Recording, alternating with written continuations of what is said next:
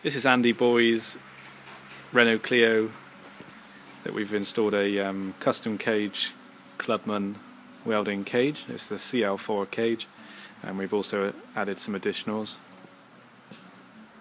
like the front A-pillar gussets.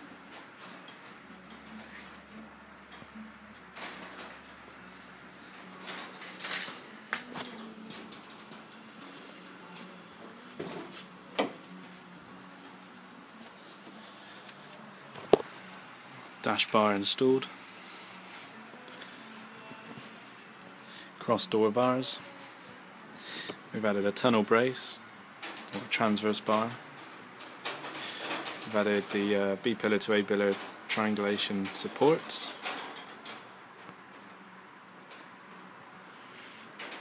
And we've added harness bars.